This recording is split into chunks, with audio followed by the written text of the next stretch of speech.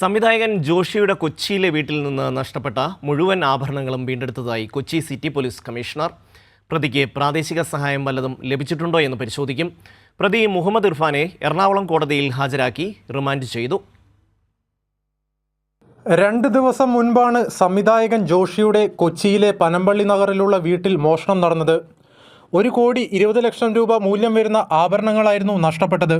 പ്രതിയായ ബീഹാർ സ്വദേശി മുഹമ്മദ് ഇർഫാനെ കർണാടകയിലെ ഉടുപ്പിയിൽ നിന്ന് കർണാടക പോലീസിന്റെ സഹകരണത്തോടെ പിടികൂടുകയായിരുന്നു. ആഭരണങ്ങൾ വിൽക്കുവാൻ മുംബൈയിലേക്ക് കടക്കാൻ ശ്രമിക്കുന്നതിനിടെയാണ് ഇയാൾ പിടിയിലായത്.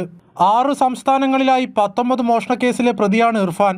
മോഷണം പോയ മുഴുവൻ ആഭരണങ്ങളും കണ്ടെത്താനായത് വലിയ നേട്ടമെന്ന് Kochi city police commissioner Shyam Sundar പറഞ്ഞു. മോഷ്ടാവിനെ 15 മണിക്കൂറിനുള്ളിൽ തന്നെ കണ്ടെത്താൻ കഴിഞ്ഞു. അത് കൊച്ചി സിറ്റി പോലീസിൻ്റെ ഒരു നേട്ടമാണ്. പ്രാദേശിക സഹായത്തിനെ കുറിച്ചും നമ്മൾ അത് കുറച്ച് ഡീറ്റെയിൽ ആയിട്ട് അന്വേഷിക്കേണ്ടിയിരിക്കുന്നു. ബീഹാറിലെ ജില്ലാ പഞ്ചായത്ത് പ്രസിഡന്റായ ഭാര്യയുടെ ഔദ്യോഗിക വാഹനത്തിലാണ് ഇർഫാൻ മോഷണം നടത്തിയത്. 2021 തിരുവനന്തപുരം ഭീമ ജ്വല്ലറി ഉടമയുടെ വീട്ടിൽ വെച്ച് നടന്ന മോഷണക്കേസിലെ പ്രതിയാണ് ഇർഫാൻ.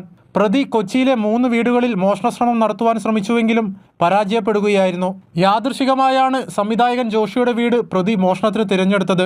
പരാതി ലഭിച്ച് 15 മണിക്കൂറിനകം പ്രതിയെ പിടികൂടാനായത് കേരള പോലീസിന് നേട്ടമായി. സിനിമയിലെ അന്വേഷണം ഒന്നുമല്ലെന്ന് പോലീസിന്റെ ലൈവ് ആക്ഷൻ നേരിട്ട് കണ്ടതോടെ ബോധ്യപ്പെട്ടുവെന്ന് സംവിധായകൻ ജോഷിയും പ്രതികരിച്ചു. കൈരളി ന്യൂസ്, കൊച്ചി.